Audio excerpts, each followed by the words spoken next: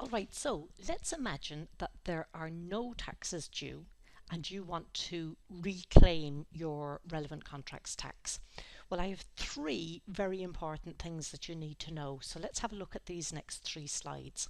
The first thing is that no repayment of RCT can be made to a subcontractor during the year in which the tax was deducted, until such time as your tax return for that particular period, so either your Form 11 if you're self-employed or your CT1 if you are a company, has been filed.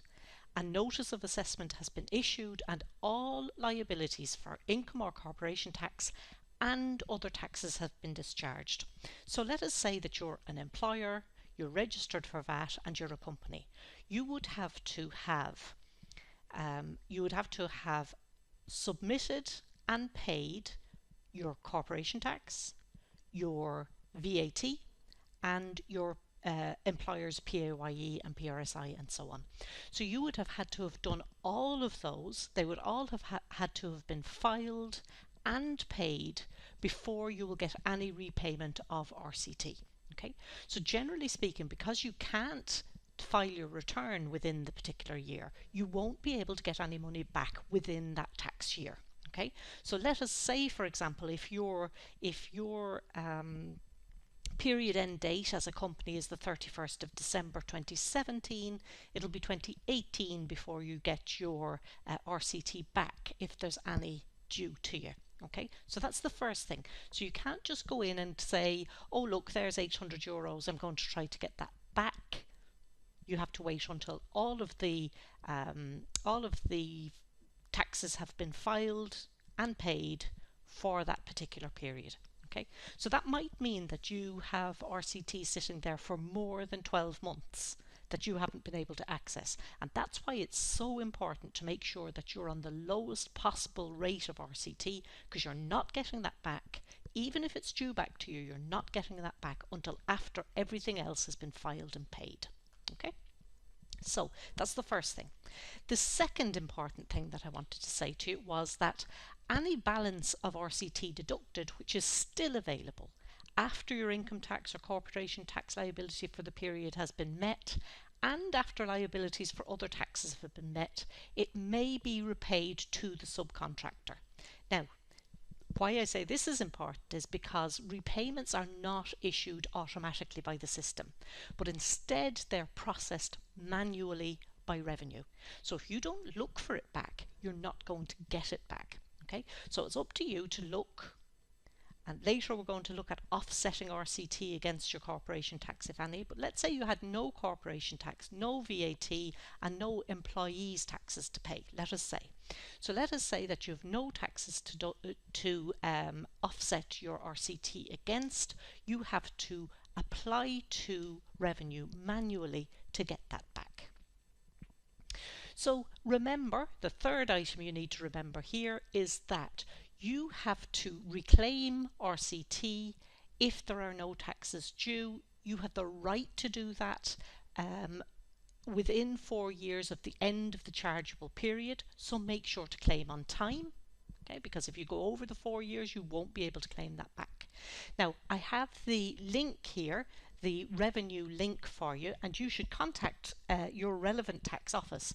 So if you go into this link and you put in your RCT number or your PPS number or your company number, you should be able to find out where is the relevant tax relevant contracts tax office for you, where your corporation tax is dealt with, where your PAYE, PRSI is dealt with, and so on. All of that information will come up if you go and put your number into that particular link. And I'll also include that link in your resources folder. Okay, so they're the three important things for you. Let's just recap. We're saying that you won't get paid back your RCT within the year. You won't get it back until all other taxes have been filed and paid.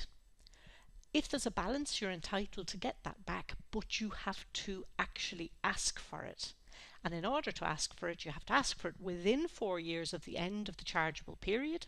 Okay, so let's say your RCT was paid in I'm going to say August 2017, you would have from 2018, 2019, 2020 and 21 in order to claim that back.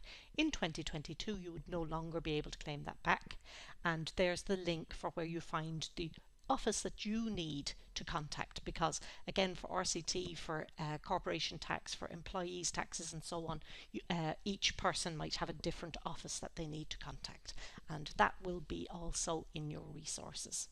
Okay, so let's say you are lucky enough that you have applied for your tax back and you actually get it back from revenue. How are you going to record that on Sage?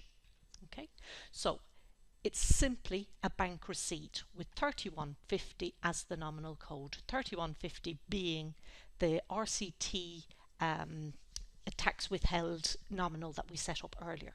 So you would go into your bank receipts, and you would say, right, let's say for example I got it into my current account. What date did I get it in? Here I'm just using the 10th of the 8th.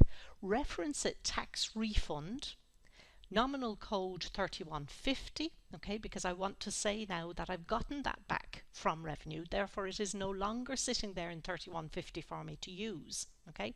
And in the details, again, you can't see all the details here, but I would say RCT refund reference invoice 1. So again, you're bringing it back to that whole idea that once you go into that nominal account, that 3150, you're able to see exactly what has happened with regard to RCT. So you have that record there that you can check whenever you like. 400 is the figure. We had said that that was the amount, and again, that's going to be T9 as most of your receipts are. Okay, so getting to the stage where you are actually ready to record that bank refund on Sage is the difficult piece. But once you're set up, you never have to do these setups again, and your 3150 will be waiting there for you, and your invoices, as you go, you'll be filling in those invoices correctly. Okay, and remember, it's T9 for a receipt that's not related to VAT. There'll be no VAT record there. So the outcome of that then will be that there will be a zero balance on your RCT tax withheld. Now I'm just going to pop backwards. I've got to go right back, and we saw before that on our RCT, oh there it is, on our RCT we had that value of 400 there previously. So what I'm saying to you is, when you then do that bank receipt and use that 3150 as the code, that means that the RCT tax withheld will be cleared out. So that 400 that we were entitled to, we've now gotten back, so there is no RCT tax withheld waiting for us. So Sage knows that we've either gotten that back or we have put it against another tax. Okay. So that is our recording the refund on Sage. So the next thing we want to do is we're going to have a look at a worked example. Okay, so I'm going to work it through as if we had a particular invoice. Okay, and once we have that done, the only thing that's left to do is look at how you're going to claim your RCT against another tax. Okay, which it doesn't involve Sage, that's purely on Ross. Okay.